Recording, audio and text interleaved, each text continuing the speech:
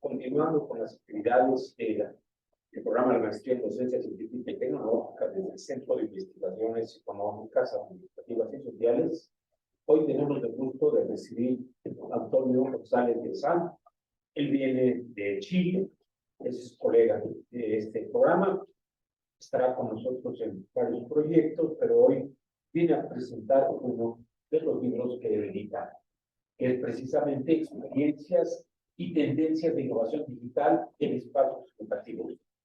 Agradecemos a ustedes el seguimiento y les hacemos invitaciones para que continúen siguiendo este programa con una serie de actividades, conferencias y algunos charlas interesantes, presentación de libros.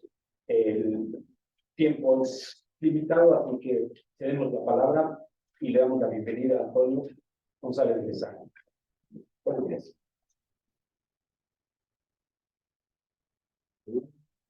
Muchas gracias a IDN, a CIECA, a doctor Noel y al equipo completo por permitirme participar en un espacio donde generalmente vamos representando a un gran número de personas.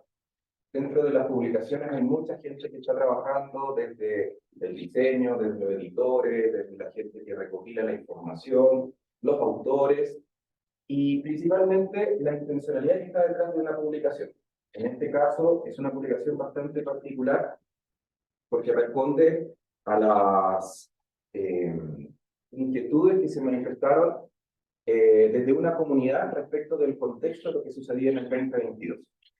El 2020 fue como un espacio de trabajo más bien desde la figura de la alfabetización en el ámbito de lo digital, donde evidentemente se trabajó mucho en un escenario donde había que trabajar mucho en ensayo y error, donde efectivamente había mucha incertidumbre, había cierta, digamos, resistencia también a esta nueva forma de trabajar, y fue más bien, entre comillas, para los que nos dedicábamos a la tecnología educativa, un poquito más sencillo porque era como enseñar aquello que veníamos enseñando de manera más opcional, esta vez tuvo que ser obligatorio.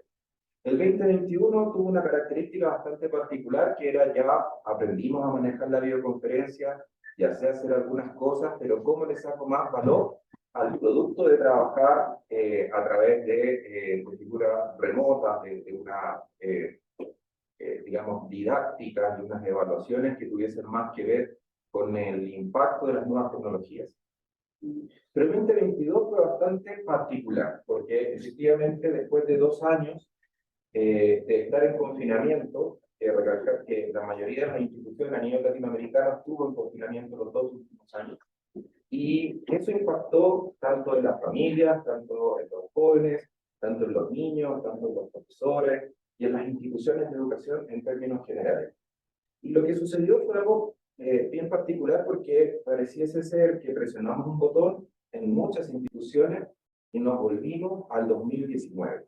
Es decir, sin aprovechar el aprendizaje que logramos como en lo individual, en lo colectivo, en nuestra vinculación con las familias, con nuestros estudiantes, con nuestro contexto y nuestra comunidad educativa.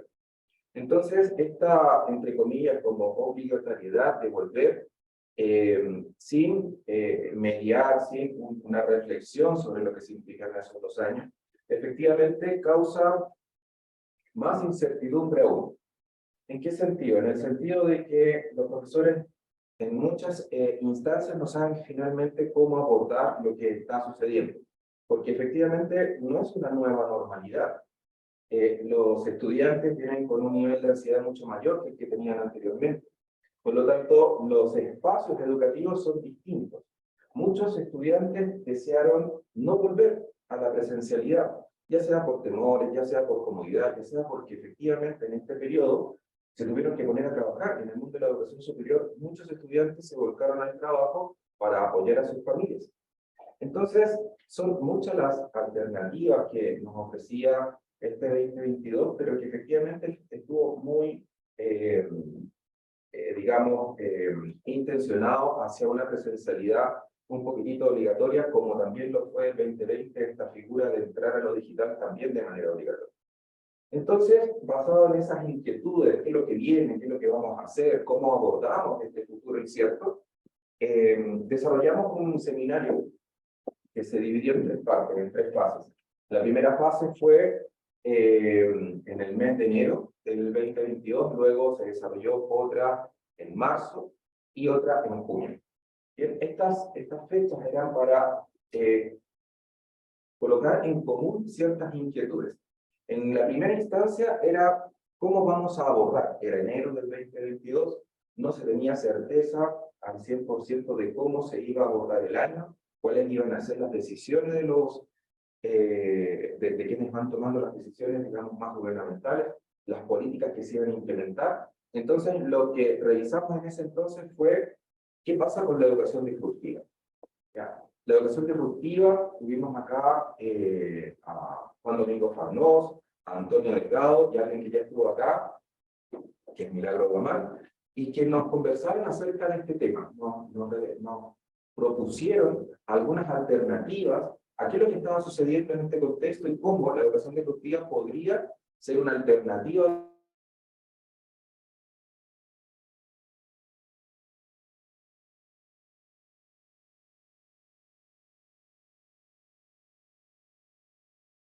quedando como la documentación, aquello que nos compartieron estos autores, aquello que nos compartieron como experiencia, y que fuimos dejando un poco el registro para que efectivamente se pudiera trasladar, se pudiera movilizar este conocimiento a toda la comunidad.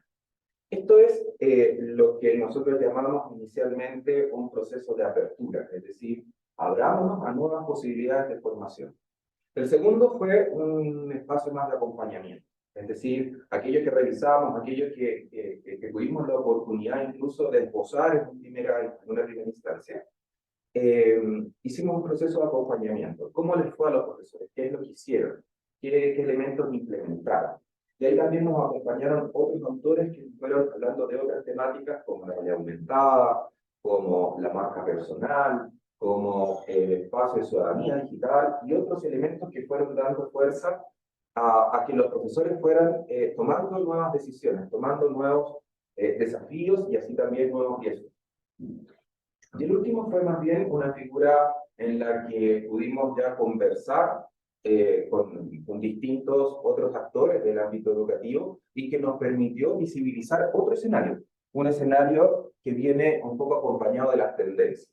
O sea, ya, como comentaba al inicio, revisamos algunas cosas que estaban sucediendo en el 2020, otras que pasaron en el 2021, como esas experiencias, que incluso también hay otro libro ahí que es del 2021, cómo esas experiencias documentadas también pueden ser parte de este proceso.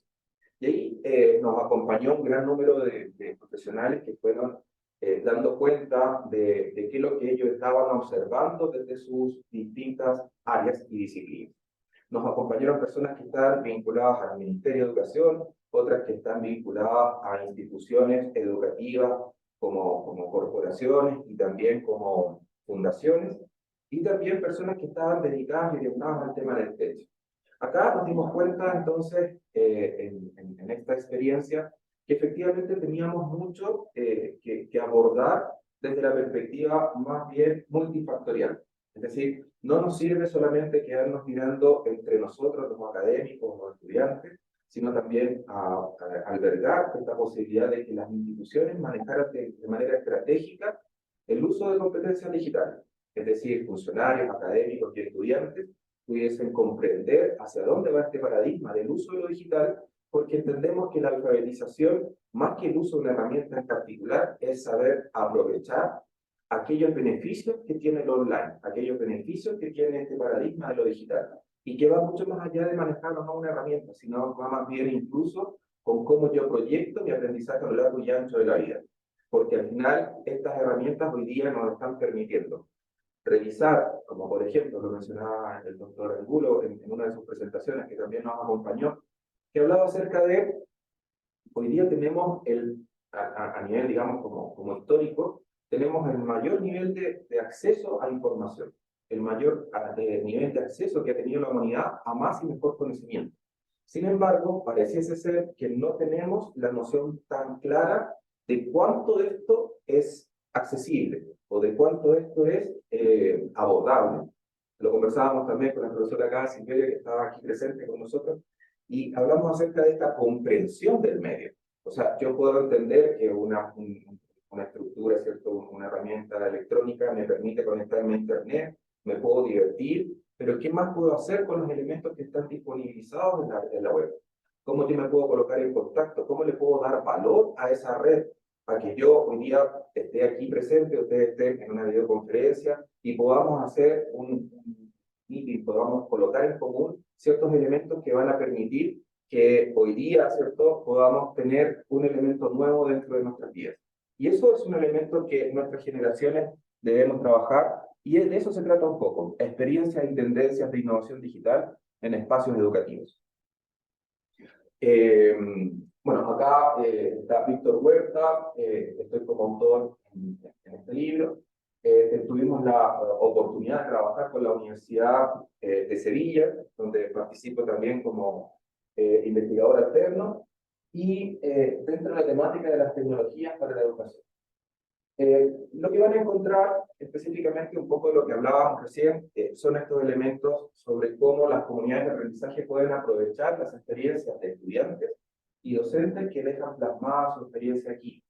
También vamos a encontrar cómo estas experiencias innovadoras, cómo estas distintas herramientas y estas distintas tecnologías van generando buenas prácticas que van entonces de la mano de aquellos resultados positivos, pero no solamente aquello que fue beneficioso, sino también van a poder encontrar qué no fue tan oportuno o qué fue efectivamente un aprendizaje porque no fue tan eficiente como lo esperábamos al principio. Entonces, el concepto de innovación que lo que van a encontrar acá va de distintas disciplinas, de distintas áreas, y un elemento que es muy importante, que participaron profesores de Colombia, profesores de Ecuador, de Venezuela, de México, de Chile, Argentina, proponiendo ciertos elementos, proponiendo tanto experiencias que ellos han brindado, como también aquellas tendencias que ellos visibilizan como una oportunidad para poder explorarlas y para poder trabajar en conjunto con otras comunidades. Son 10 países de Iberoamérica, porque también está España, quienes nos proponen, ¿cierto?, una serie de elementos para abordar estos escenarios emergentes, que son dinámicos, y que algunos autores hablan de VUCA, ¿verdad?, que son estos escenarios, y BAMI, que son estos escenarios donde hay una mayor incertidumbre, donde la incertidumbre no es un factor de manera accidental, sino se está transformando en un factor que efectivamente está dentro de la planificación. Es decir, hoy día tenemos más conciencia de que el escenario es bastante más volátil. Bowman hablaba acerca de, de los tiempos líquidos, hoy día eso se queda corto porque ya estamos en tiempos gaseosos. De hecho, en su última publicación habla acerca de este término, porque efectivamente es más difícil trabajar hoy día con los cánones y patrones de décadas anteriores. Hoy día entonces tenemos que ir como conformando, ¿cierto?, estas comunidades de aprendizaje sin fronteras, donde podemos colocar en común mucho más que una simple experticia, un uso de una determinada materia, la experiencia, sino también el cómo juntos podemos llegar a nuevos estadios. Vamos necesitando cada vez más, por los avances tecnológicos, una mayor mediación de parte del mundo educativo, y estamos todos invitados a revisar este libro.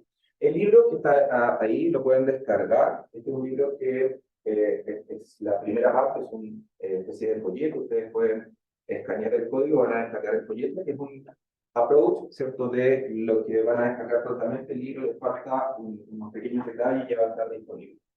Sin embargo, para que ustedes puedan también disfrutar esto en su correo electrónico, apenas esté listo, ustedes pueden suscribir también a este formulario para que les hagamos llegar a su correo electrónico una copia en digital.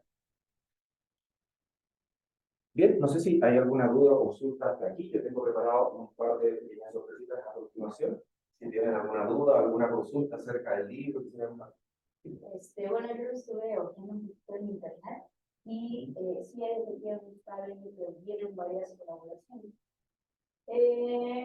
Me gustaría saber si estas experiencias fueron durante o después de la pandemia. Hay algunas que son justo en esta curva, son bastantes, son muchas del 2022. Es decir, ¿qué es lo que se estaba haciendo? Es decir, mira, esto lo estábamos haciendo en el 2021, probemos en el 2022. Y eso tiene esa riqueza. O sea, hay mucha de cómo nos fue en una primera instancia y cómo lo queremos probar durante este año. Hay algunas experiencias sí que están enmarcadas en la figura del confinamiento, pero en la mayoría la lectura del libro sí está enfocada hacia dónde vamos a ir, o cuáles son estas luces que han estado emergiendo desde distintas áreas, distintas disciplinas, desde la evaluación, desde el contexto social, desde el contexto de la didáctica, tanto metodológico como de contexto. Ese es como en grueso, digamos, un poco el foco del libro. El foco del libro busca proponer ciertos elementos a propósito de algunas experiencias que ya viví en el confinamiento y también proyecciones de lo que he estado investigando o trabajando, como un poco en el son de los autores que están en el libro. Un comentario. Es muy interesante esta parte del proceso que se da seguimiento durante la pandemia, porque efectivamente, aunque los jóvenes traen este desarrollo, esta intuición con respecto a las tecnologías, nos damos cuenta que en la parte académica no saben tampoco emplear adecuadamente, sacar el mayor provecho a la tecnología que tienen en sus manos. Unos incluso caen en esta otra parte de no el buen uso, ¿no? La parte de copiar-pegar, que eso siempre es claro, pero se incrementó con la pandemia. Hubo muchas cosas en las que la parte de la comunicación a distancia, pues efectivamente surgen otro tipo de dificultades, entre ellas las económicas, en donde pues no disponer de un equipo propio que tenía que compartirse. En otras ocasiones, la limitación de conseguir el acceso a Internet, la señal, pues también tenía que disminuir el consumo de datos apagando la cámara y una serie de situaciones que de forma individual y en un grupo, en el caso de licenciatura que yo tengo un grupo ahí, había características muy particulares, independientemente de que todos eran conscientes de ocupar un equipo tecnológico, que todos saben cómo utilizarlo, se dificultaba esta otra parte con la situación individual. Entonces, todos tenían características distintas, otros que se vieron obligados a trabajar, ¿no? En pandemia, que eran los que empezaron los jóvenes a salir, pues tenían que tomar sus clases desde su teléfono celular. Entonces, hubo un incremento en el consumo de ciertas tecnologías, ciertas computadoras, celulares, etcétera, de alta gama, para poder hacer este tipo de transición. Y en la parte ya del aprendizaje, muchas de las cosas que se realizaron en este proyecto, creo que coinciden y coincido con muchas de ellas, sobre todo porque no aprovechan, o sea, no tienen ese conocimiento de cómo sacar provecho del uso de la tecnología. Pero también los docentes, de este otro lado, el poderles comunicar cómo utilizar las tecnologías también es una dificultad.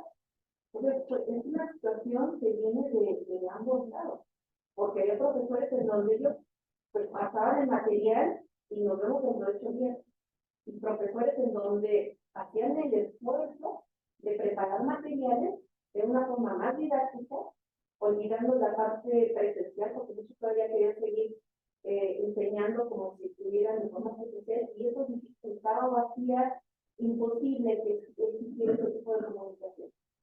Y conocer otro tipo de herramientas para poderlas implementar en la introducción de conocimiento fueron muy importantes. Y muchos de los estudiantes creo que empezaron a perder y creo que tal vez en unos 10 años nos vamos a dar cuenta de la magnitud de las afectaciones que tienen por la parte educativa. Hay mucho rezago, muchos de los estudiantes que concluyen un nivel y pasan a otro, también una dificultad, una ruptura importante. Y esto se ve en estas nuevas generaciones ya de forma presencial. Vemos nosotros características muy particulares. O sea, falta de interés, el uso de la tecnología no la utilizan adecuadamente. Las herramientas que nosotros podemos utilizar para mostrarles también tienen que ver mucho que comentamos con Marco, la parte ética, y así. Entonces yo creo que muy interesante, muy importante estos materiales. Creo que se puede ir enriqueciendo también con otro tipo de estudios, donde incluso los propios ver qué tipo de herramientas ellos son las que están inclinándose a utilizar, que no necesariamente tienen que ser o son las que los profesores manejamos, y aprender también de ellas para sacar provecho, ¿no? Porque si ellos las tienen incorporadas en su día a día, nosotros también tenemos que tener esa flexibilidad para incorporarnos nosotros y sacar el mayor provecho. Muchísimas gracias. Efectivamente, hay muchísimo que aprender. Creo que ese es como el denominador común. Todos los niveles del sistema educativo han tenido que hacer fricciones bastante complejas para poder adaptarse a los cambios. Pero creo que efectivamente, como bien lo mencionas, uno de los elementos que propone este libro es esta reflexión. O sea, no se puede pasar a la virtualidad como sucedió, pero fue una emergencia. Pero de la misma manera tampoco podemos saltar inmediatamente a lo presencial cuando teníamos una conducta completa desarrollada durante 2 años, de estructuras familiares, de dinámica y un montón de otros elementos, abruptamente a lo presencial, porque ya habíamos hecho ciertos acomodos. Y eso es algo que implica el trabajo poco profundo sobre qué es lo que fue lo que sucedió durante este proceso. Cuáles son aquellas, digamos, moralejas, aquellos recursos que efectivamente se van a quedar. Creo que hay varios elementos ahí que están abordándose hoy día, por ejemplo, el tema de la misma videoconferencia. Es un tema que efectivamente se rescata y que afortunadamente nos dimos cuenta que podemos estrechar distancias y que además también podemos abordar algunas de las temáticas. Obviamente no es para el 100% de las actividades académicas, pero sí, hoy día ya la podemos incorporar.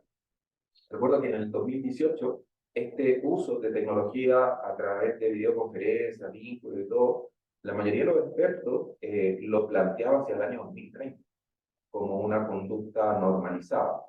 Sin embargo, por el factor de la pandemia se aceleró. Y en general, el mundo de la tecnología se dice que aumentó exponencialmente a 2x, es decir, se aceleró 2 veces más de lo que venía siendo ya un ritmo acelerado. Y eso está implicando en cosas que veíamos ayer, por ejemplo, en el taller que abordamos, acerca del impacto que está teniendo la inteligencia artificial hoy en día. Son elementos que escapan a una resolución sencilla, sino que ya hace cosas que pensábamos que solamente podían hacer los humanos. Y eso ahí tenemos que ir haciendo estas reflexiones, porque el mayor problema, que también conversábamos ayer, y un poco el diálogo que tuvimos en estas charlas, que fueron más de 50 charlas que se desarrollaron en estos seminarios, es que el grave problema, entre comillas, es que se intente colocar todo lo que pasó como debajo de la alfombra y seguir adelante como si estuviésemos en el 2019, cuando el contexto sigue avanzando. Y si mantenemos por miedo a romper el status quo, por miedo a tener que rearmar ciertos procesos, aquellos que son del mundo de la ingeniería, la reingeniería de procesos educativos también es muy necesario. Hay que rediseñar muchas formas a propósito de lo que sucedió. Entonces, Creo yo que también hace falta un área dentro de las mismas instituciones educativas que aborden esto. Estamos claros que no podemos detener a toda la comunidad educativa, pero sí tenemos que colocar de cabeza a nuestros mejores investigadores a ver qué es lo que sucedió, cómo efectivamente podemos aprender de lo que tuvimos como grata experiencia y de aquello que no nos va bien. Y luego ir incorporando y entendiendo que el contexto va más rápido de lo que nosotros podemos abordar.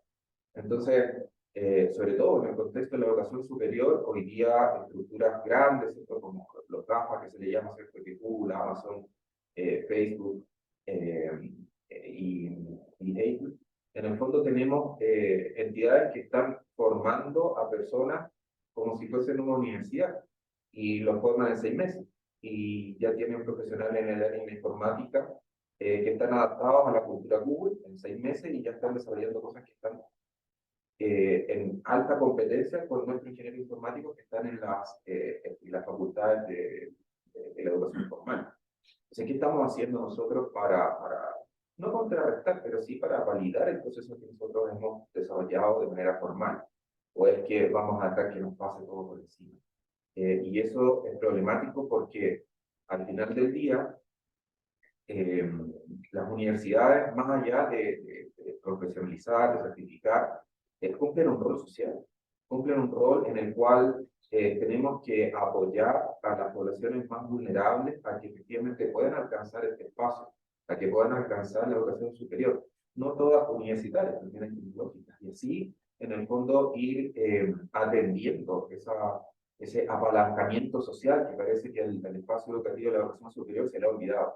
Y ha dejado mucho en manos de activistas que efectivamente no es que vayan por un mal camino, pero sí nos dejan en el mundo más bien formal, universitario, un poquito a mal caer, porque no hemos dado el ancho de lo que debiésemos estar abordando. Insisto, deberíamos tener a nuestros mejores investigadores en desarrollar nuevas propuestas para que efectivamente pudiésemos estar en la línea de lo que nos está proponiendo el contexto. Aquí no hay mercado, aquí no, es la sociedad y la cultura digital que ya está dentro de nuestro contexto. No es algo que esté emergiendo, ya está. O sea, tenemos un chat, por ejemplo, que efectivamente al conversar con él nos da respuestas concretas, no nos hace búsquedas, nos genera propuestas de contenido. Entonces, ¿cómo vamos a abordar eso? ¿Qué propuesta puede tener en la educación primaria? ¿Qué propuesta puede tener lo preescolar? ¿Qué propuesta puede tener la educación superior? Llegó el momento de articular, o sea, no se puede estar trabajando por separado, porque ese chico que en preescolar no aprendió autorregulación, llega a la universidad y no sabe cómo autorregularse. Y eso es un proceso que pasa en ese entonces. Y si en adelante no se le acompaña, no se trabaja, sigue siendo independiente y sigue siendo un consumidor de contenido. Y el mercado laboral, cuando ingresa a trabajar, no le va a pedir consumir contenido, le va a pedir innovación, le va a pedir prácticas que estén de acuerdo a su contexto, a su disciplina. Y en eso yo creo que como instituciones de educación superior estamos al día. No sé si alguien más quiere opinar, no quiero monopolizar. Bueno, mucho de lo que acabas de decir, que sí, la sesión de ayer y lo que estoy viendo ahorita, no sé, más adelante, va principalmente enfocado a la educación superior, la educación universitaria. Pero a mí me parece que hay dos pilares de los cuales se debe de partir de manera sincrónica, paralela. Uno, afortunadamente conocemos el problema que tenemos, está muy identificado. Y entonces habría que hacer una especie de espiral dialéctica pero invertida. ¿Qué fue lo que lo produjo? Porque ahorita estas soluciones que se están planteando me parecen muy buenas para lo que está pasando ahorita. Pero no se está atacando de raíz qué fue lo que lo provocó. Entonces, si se empieza nos empezamos a enfocar en las dos vertientes, es decir, ¿qué solución tengo ahorita, inmediata el otro año, medio año, 2 años? Pero si no atacamos de raíz lo que lo produjo, nos vamos a seguir enfrentando con este problema más adelante. Entonces, me parece muy acertado y coincido completamente, que creo es parte de la nueva escuela mexicana, lo que se está planteando ahorita, es hay que hacer una vinculación, una coordinación, una concatenación en todos los niveles escolares. Si eso no sucede, estamos condenados al fracaso. Ahora, a mí me parece también que sería muy interesante, sería a lo mejor una estrategia de gobierno, el no solamente ser seguidores tecnológicos o usadores tecnológicos. Tenemos que hacer nuestra propia tecnología. Si en 6 meses tú ya puedes, tú cualquier persona, puede empezar a programar y hacer diseño con web y en Google y todo eso. Sí, muy bien, felicidades, qué bueno. Pero siempre vamos a depender de las condiciones que pongan estas organizaciones. Y nosotros no hemos sido capaces durante todo este tiempo, y hablo en América Latina en general, me parece, de hacer, por ejemplo, nuestro propio lenguaje en español. Que eso nos ahorraría, técnicamente hablando, muchísimo espacio en disco, que ahora ya no es una gran problemática. Ahora hablamos de peras y todo ese tipo de vaciladas. Pero eso, solamente un pequeño ejemplo. Hacer bases de datos, no seguir usando Excel, por ejemplo, como si fuera una base de datos. Tiene muchas limitaciones y tiene errores.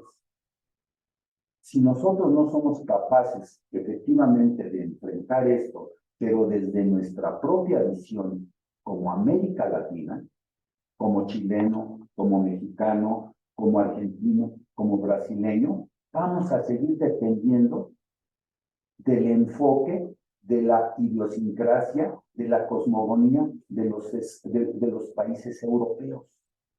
Todo esto no es latino. Viene de otros lados. Que nos es de utilidad, sí, pero debemos de aprovechar esto como plataforma para empezar a hacerlo nuestro. Si no, de nada va a servir todo esto. Muchas gracias, profesor Silverio. Creo que sí, damos como en el mismo clavo.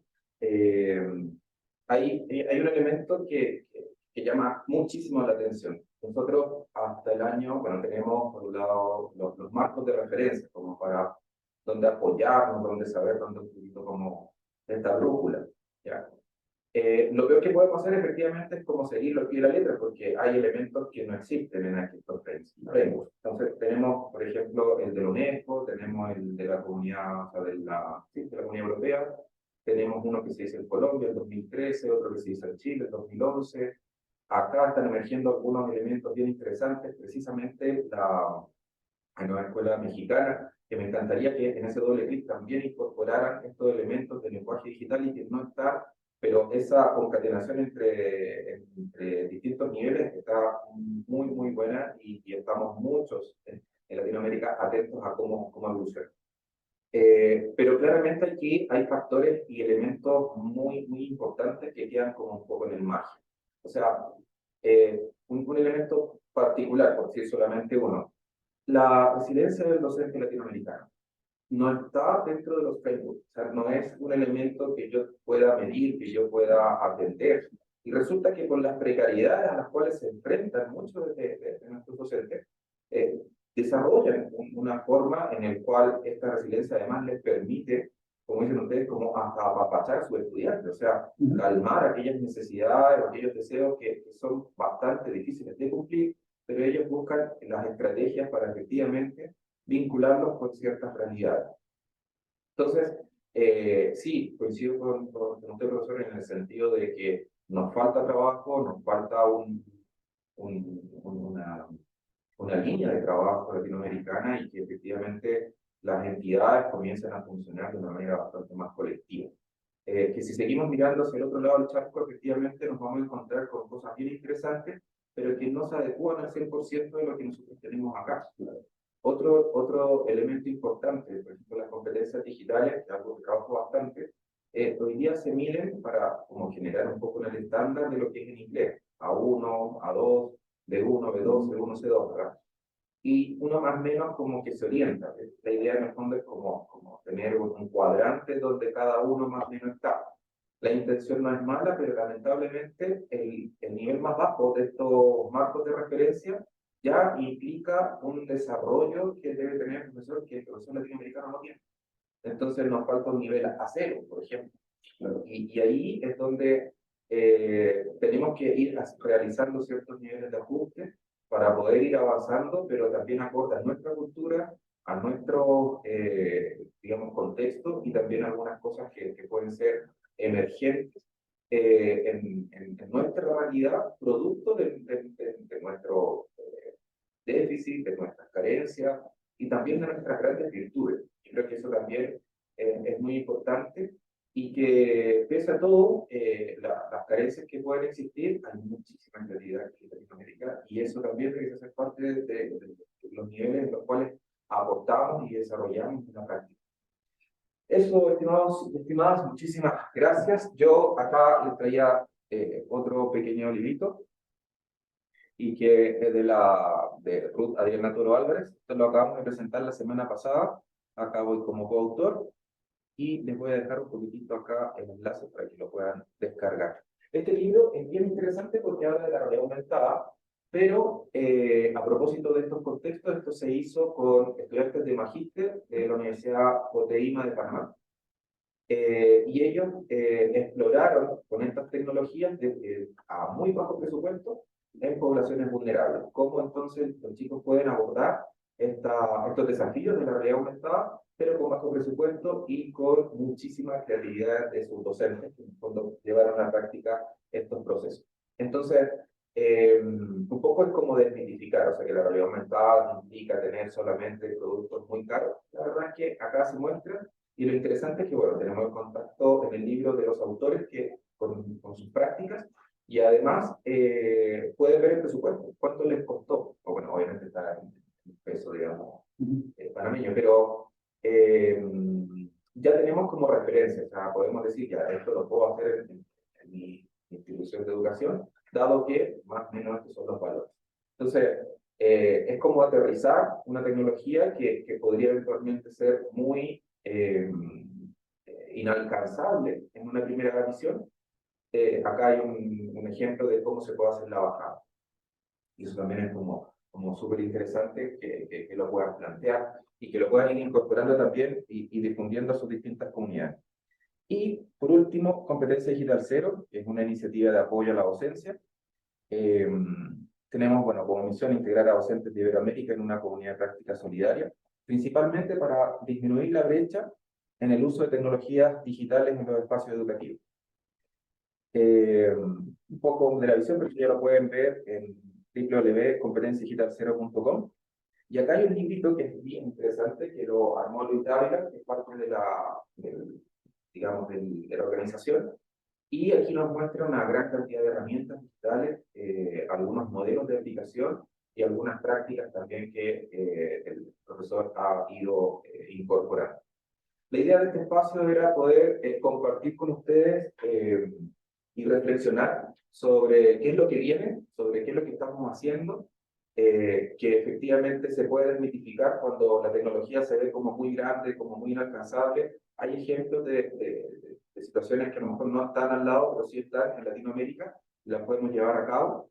Y también hay grupos de colegas que son voluntarios y que efectivamente están en el son de apoyar a las distintas, digamos, docentes que puedan tener alguna dificultad en esta transposición de una figura didáctica sin mediación tecnológica hacia una donde podamos sacar este mayor provecho de lo que vamos desarrollando en nuestro proceso formativo. Difundir es uno de los elementos más importantes, creo yo. Colaborar y compartir ya no es opcional. O sea, si queremos efectivamente abordar los desafíos que tenemos, hoy día se transforman en casi una obligatoriedad para el desarrollo de la educación en sus distintos niveles. Muchísimas gracias por el espacio nuevamente y ahí quedan disponibles los recursos para que los puedan descargar. Innovación tecnológica competencias digitales, son conceptos que ha tratado, pero yo quiero rescatar de este libro que se está haciendo algo que es fundamental. La educación dejó de ser competencia exclusiva del docente, o el docente tiene que renovarse por su formación y adquirir nuevas competencias, pero está el diseñador, está la gente de cómputo, está toda una serie de especialistas que de manera articulada están mostrando una nueva forma de hacer las cosas. También quiero rescatar que la necesidad de trabajar juntos es algo que nos permite cambiar. Si hablamos de innovación, innovación es hacer algo de una manera diferente para tener resultados diferentes. Y esto es lo que está pasando. Antonio Bressan se ha ido de alguna manera articulando con el trabajo de otros especialistas desde diferentes países, tanto Europa como América Latina, de tal manera que han integrado un grupo donde se discute, donde se debate, donde participan y donde producen este tipo de libros y de cursos, mini cursos que permiten enriquecer la experiencia de cada uno de los participantes en los grupos docentes. Abrir espacios de colaboración es también abrir espacios a la inteligencia colaborativa. Es decir, dos cabezas piensan mejor que una. Eso es un dicho muy cierto. En ese sentido, la invitación o la convocatoria es a sumar esfuerzos, a multiplicar las posibilidades de transformación, de tal manera que trabajemos de una manera distinta, aprovechando la experiencia de otros. Antonio Bressan ha hablado de la Universidad de Sevilla, de la Universidad de Panamá, de Antonio Delgado de Puerto Rico, de Domingo Farnós en España, en Cataluña. Toda esta gente está trabajando y tiene la disposición de colaborar, tienen diferentes experiencias. Afortunadamente, nosotros hemos podido también vincularnos con ellos. No hemos trabajado tan cerca como lo hemos hecho con Milagro Román Castro de Lima, Perú, y Antonio Bressan de Playa Ancha en Chile. Pero pues, la tendencia es esta, sumar capacidades para superar debilidades, sumar fortalezas para tener mejores condiciones de transformar nuestra propia realidad. Agradecemos a Antonio Bressan su disposición. Creo que va a estar algunos días, a lo mejor podemos aprovechar para tener algún otro botón de ahí de colaboración de Antonio. Y este es un pequeño presente que hace la coordinación. Es una representación prehispánica, ¿no? Y bueno, venían en camino las sustancias y pero te las entregamos después. Tenemos que realizar, porque de inmediato vamos a hacer una entrevista con el doctor Antonio. Dejamos de grabar esta, por favor. Nos despedimos, agradecemos a todos los que han seguido esta transmisión desde internet. Esperamos poder informarles de nuevos eventos. Y bueno, que está Antonio Bressan con nosotros hasta esta semana. Por favor, si quieren comunicarse con él.